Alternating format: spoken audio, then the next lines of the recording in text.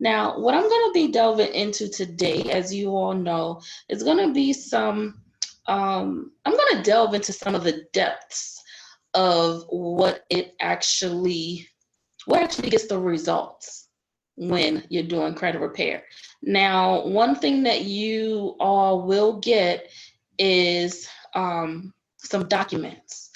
And these documents are going to be some of the key documents that you're going to want to have a hold of in order to get the results that produce permanent, lasting results when it comes to credit repair. Now, that's going to come after this session because you're going to want to learn a little bit about those things and actually how it works and why it works before you get them, so that you can understand and know what to do when you actually begin using them. So without further ado, I'm going to go ahead and jump in. Hi, you guys. My name is Shauna Eberhardt. So I know a lot of times people see the spelling of my name and you have a different thought in your head as to what it may actually be, but it's pronounced Shauna. Go ahead and get started with everything this evening. Now, I'm not going to waste a lot of time to give you a lot of information that's not relevant, or I'm not going to say it's not relevant, but it's things that you probably already know about credit. So I don't want to waste a lot of time doing that. I want to delve into some of the things that you probably don't know and probably weren't aware of, or maybe you had a little bit of knowledge about, but not enough to really do anything with, or maybe you didn't even know if it was true or not. So we're going to delve into that right now. I'm really excited because every time I get into dealing with the laws that back up the results that we get with the credit repair, it always blows people's minds. So before I really get going, I'm going to ask you to keep an open mind, because you absolutely are going to need an open mind for a lot of the information that you're going to hear today in this session. And so definitely keep an open mind. Know that it is very possible that what you may have been taught or told or believe that you know may not necessarily be the case, and or there may be some workarounds for whatever it is that you think may be the case. So we're going to delve into all of that tonight. Actually, we're going to get started right now. So the first thing that I want to get started with are delving into those laws, because the laws are the foundation of what makes the results happen. So when we're talking about credit repair laws, you absolutely want to be sure that you are that you know the FCRA, which is the Fair Credit Reporting Act, that is very heavily used when we are dealing with cleaning up credit. Specifically, a popular one, I'm not going to delve too much into it, but a popular one that everyone likes to use is Section 609, right? And Section 609 pretty much is the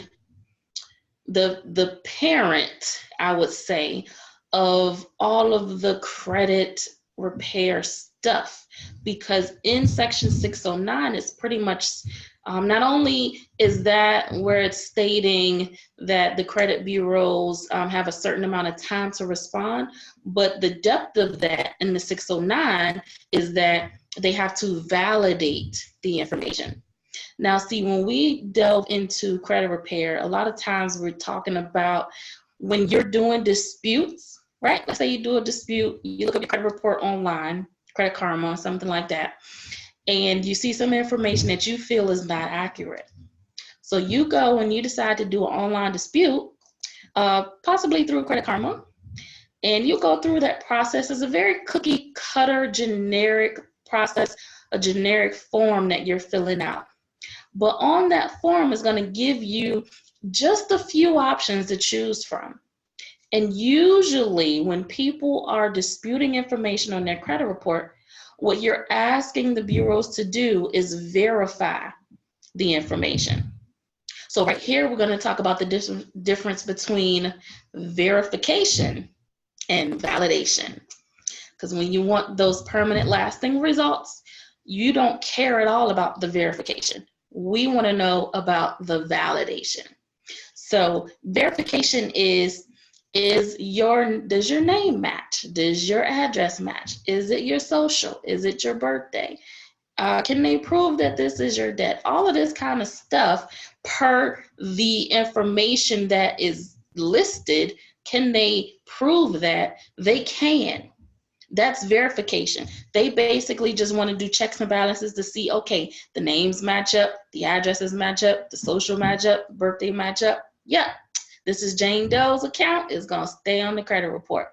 And or what will happen is now everyone pretty much knows that the credit bureaus have 30 days to get back with you with a result as far as when you initiate a dispute. Now, what typically happens when you initiate a dispute is a lot of times the company that you are disputing the information for, the company may not get back with the credit bureaus within that 30 days to give the credit bureaus a response. So what ends up happening is, because by law, the credit bureaus have to remove that item if the company does not get back with them, or something like that. If the company doesn't get back with them and say, yes, it's yours, then the credit bureaus by default have to remove that negative item from the credit report.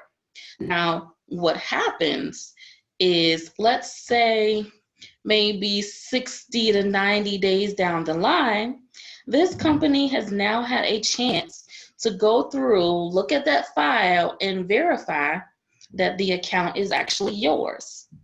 So then what they do is they contact the credit bureaus back and they say, oh yes, this is absolutely Jane Doe's account. This needs to go back on the credit report.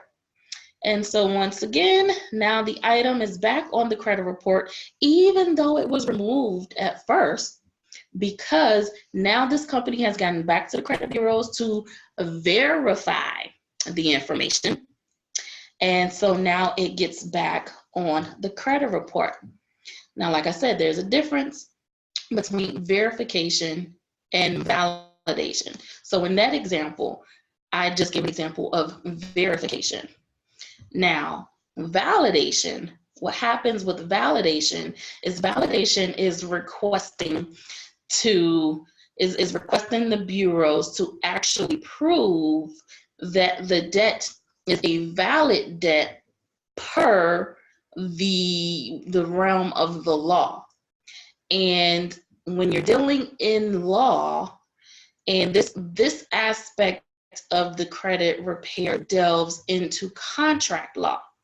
So when you're dealing in the law, and more specifically right now we're talking about contract law, it states that a valid, legally binding contract is one that both parties have wet ink signed the document stating what the agreement is. It's both parties have took a pen to the paper and they have actually signed the document. Now, this is important because today there really aren't very many legally binding contracts that still exist today, just because of how we are doing things. But the law is still the same. That law has not changed. So even though we have grown to a more technological age, that particular law still states that the legally binding contract is one that both parties have wet ink signed the document. And it has to be both parties, not just one party, not just you sign and the other person didn't sign. Both of you have to sign, wet ink sign the document. Now, I want you to think for a moment, if you can, of any instance today, and it's not very many, but if you can think of any instance today that there is actually still a legally binding contract that that exists. It's not very many things at all, I will tell you. And as a matter of fact, I'm just going to come out and tell you, it is the only one, maybe two, legally binding contracts that still exist today. The number one biggest one being a mortgage. You know, when you go for that mortgage, right? Everybody comes to the table and everybody has their pen waiting to sign those documents. Everybody has to sign. It's a big deal. You know, you've got just signing agents and the title companies, and everybody is involved, and everybody physically signs that paperwork. There's a reason for that, because there's a lot of money at stake. And so they want to be sure that if anything happens, that they can absolutely, per the realms of the law, recoup that money, right?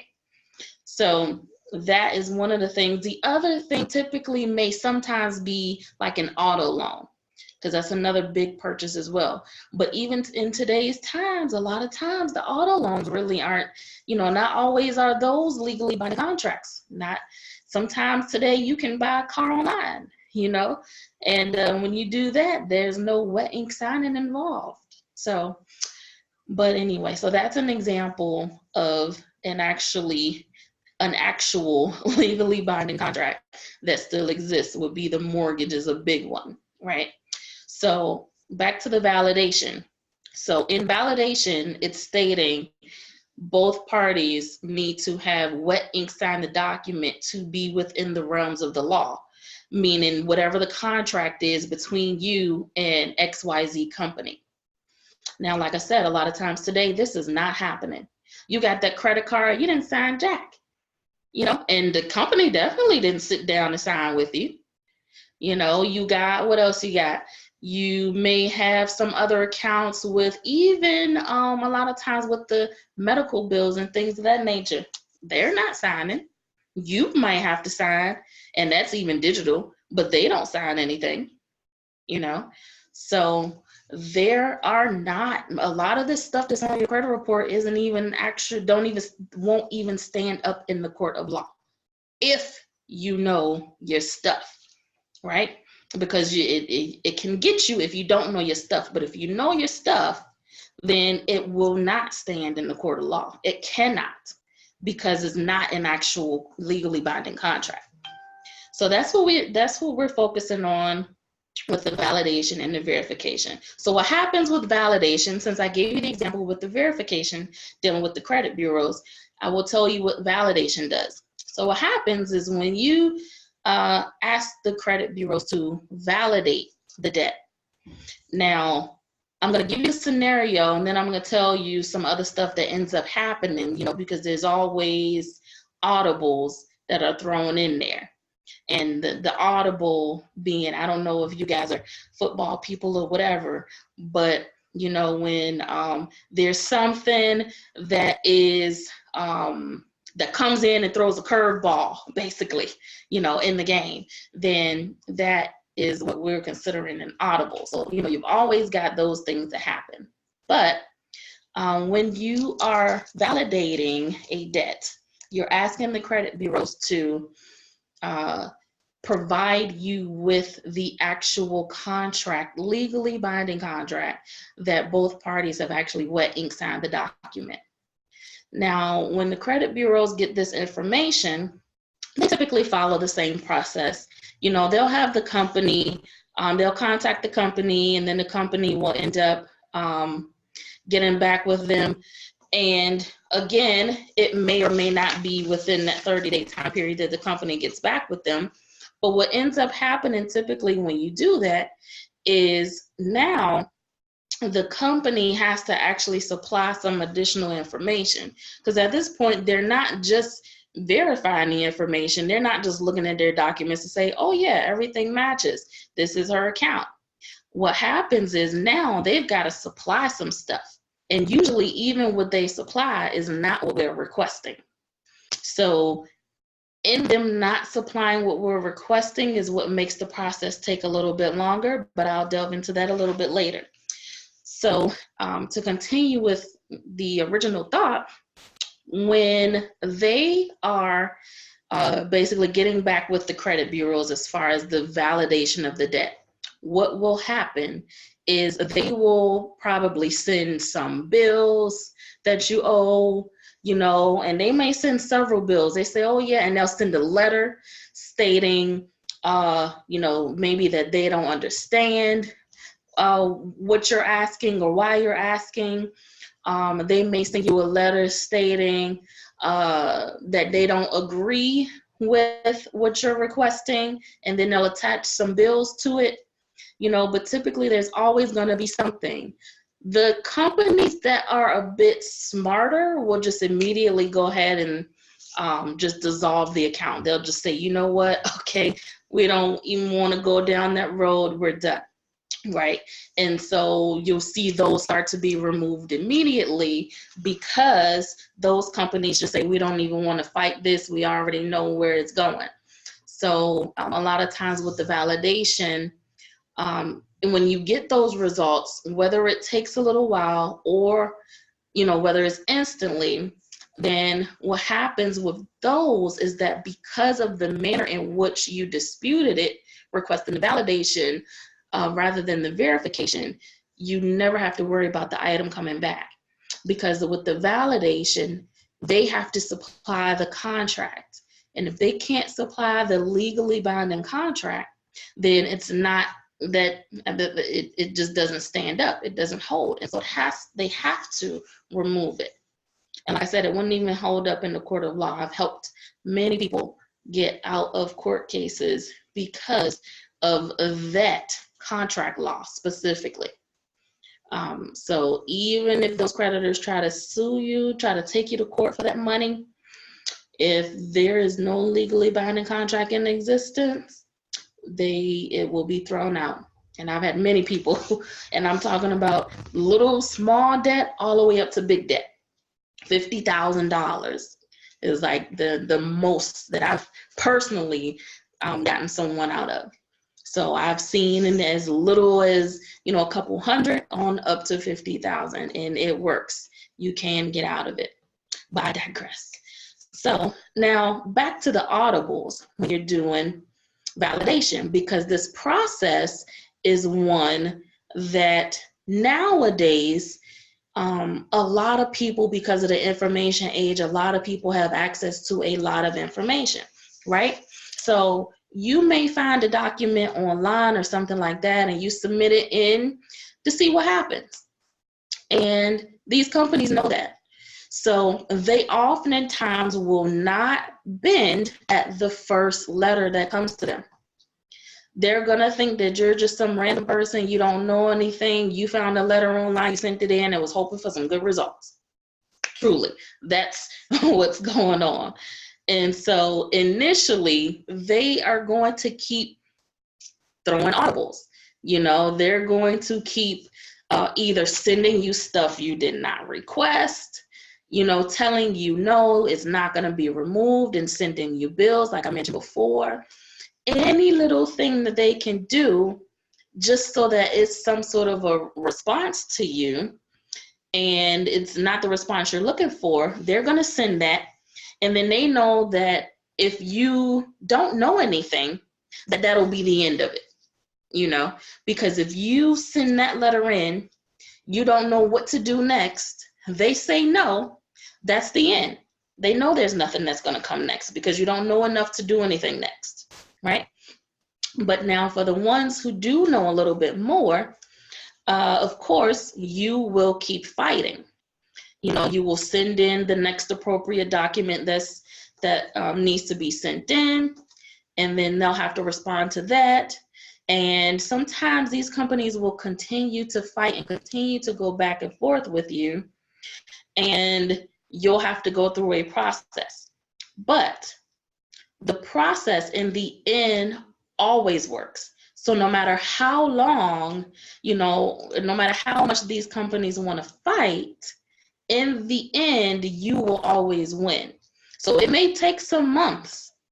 It could absolutely take some months, because what happens And the reason it takes months is because, one, you got to send the letter.